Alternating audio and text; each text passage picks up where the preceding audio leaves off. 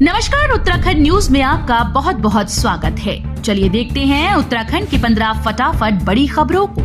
इससे पहले आप न्यूज को कहां से देख रहे हैं, कमेंट में बताना बिल्कुल न भूलें।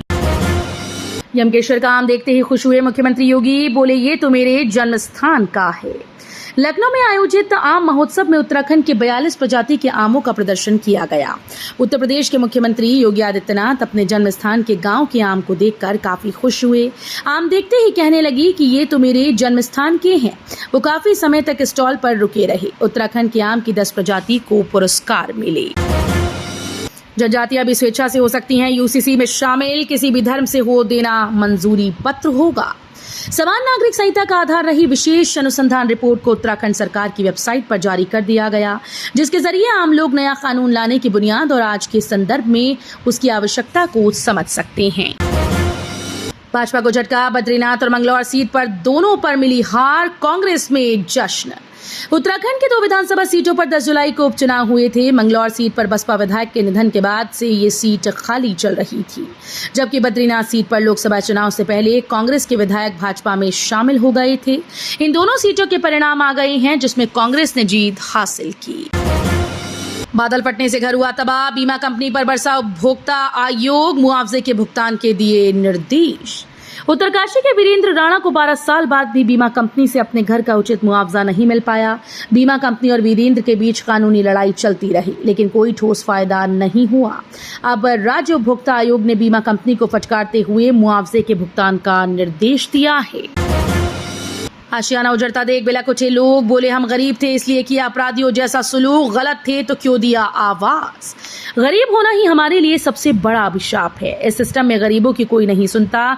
जब गलत थे तो हमें इंदिरा निर्बल वर्ग आवास क्यों आवंटित किए गए, उनको घर से सामान तक नहीं निकालने दिया और अपराधियों सा सुलूक किया गया। पूरी रात बच्चों के साथ गर्मी बारिश में बिना बिजली के भूखे प्यासे रहकर काटी। बारिश का पानी बह गया, लेकिन दहशत बरकरार। 50 से अधिक घरों में घुसा था मलबा। हल्द्वानी के काठगोदाम के ऊंचाई वाले क्षेत्रों में बृहस्पतिवार की रात हुई भारी बारिश के बाद देवखड़ी और कलसिया नाले के उफान पर आने से 50 से अधिक घरों में बरसाती पानी और मलबा घुस गया। कलसिया के किनारे रह रहे 10 से अधिक परिवारों ने रात में ही घर छोड़कर रिश्तेदारों के यहां शरण ली थी। सीएम धामी बोले, बलिदानियों के आश्रितों को स्वतः मिलेगी सरकारी नौकरी, होगी खास व्यवस्था। मुख्यमंत्री पुष्कर सिंह धामी ने कहा कि सरकार ऐसा तंत्र विकसित करने जा रही है जिसमें शहीद सैनिकों के आश्रितों को स्वतः ही नौकरी मिल जाएगी।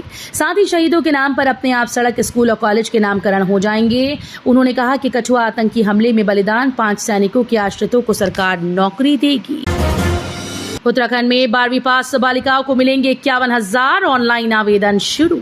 12वीं पास करने वाली बालिकाओं को सरकार 51,000 रुपए देगी। नंदा गौरा योजना के ऑनलाइन आवेदन शुरू हो गए। बालिकाएं 30 नवंबर तक आवेदन कर सकती हैं। विभागीय मंत्री रेखा आर्य का कहना है कि ये योजना बालिकाओं का भविष्य संवारने वाली है। देहरादून में हलचल, दिल्ली तक कनेक्शन, अब भाभा परमाणु शोध केंद्र से सामने आएगी हकीकत। राजधानी देहरादून में रेडियो एक्टिव उपकरण मिलने से हलचल मची हुई है। खरीद फरोख्त करते 5 लोगों को गिरफ्तार किया गया। मामले में दिल्ली और फरीदाबाद तक कनेक्शन सामने आ रहे हैं। वहीं अब भाभा परमाणु शोध केंद्र पर नजर टिकी है। अतिक्रमण पर हरीश रावत ने तोड़ी चुप्पी, कहा सरकार के हैं 2 चेहरे, प्रदेश में बिल्डर्स की चलती है।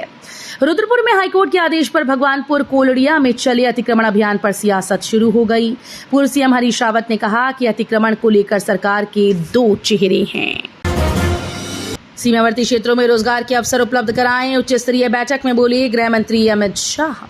केंद्रीय गृह मंत्री अमित शाह ने एक उच्च स्तरीय बैठक में वाइब्रेंट विलेजर्स प्रोग्राम के कार्य प्रगति की समीक्षा की।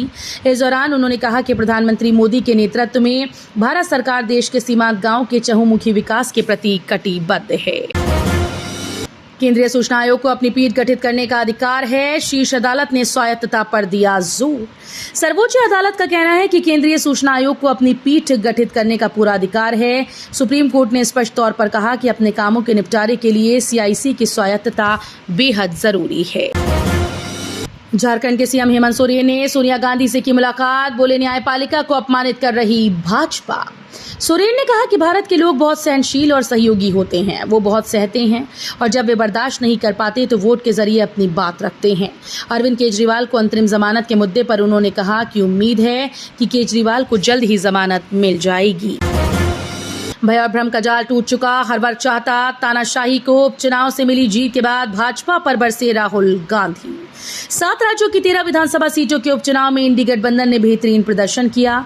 भाजपा की उम्मीदों को उपचुनाव में बड़ा झटका लगा। उत्तराखंड में पार्टी दोनों विधानसभा सीटें हार गई। पीएम मोदी ने महाराष्ट्र को दी 29,000 करोड़ रुपए की सौगात। कहा, मुंबई को फिनटेक राजधानी बनाने का लक्ष्य। प्रधानमंत्री नरेंद्र मोदी शनिवार को देश की आर्थिक राजधानी मुंबई पहुंचे। यहां उन्होंने गोरेगांव स्थित नेस्को ग्राउंड में आयोजित एक समारोह में मुंबई और आसपास की 29,400 करोड़ रुपए की परियोजनाओं का शिलान्यास और लोकार्पण किया। तो ये थी उत्तराखंड की 15 बड़ी खबरें। रोजाना ऐसे ही सबसे पहले अपडेट पाने के लिए चैनल को सब्सक्राइब करना बिल्कुल ना भूलें। साथ ही वीडियो को लाइक भी कर दें। धन्यवाद।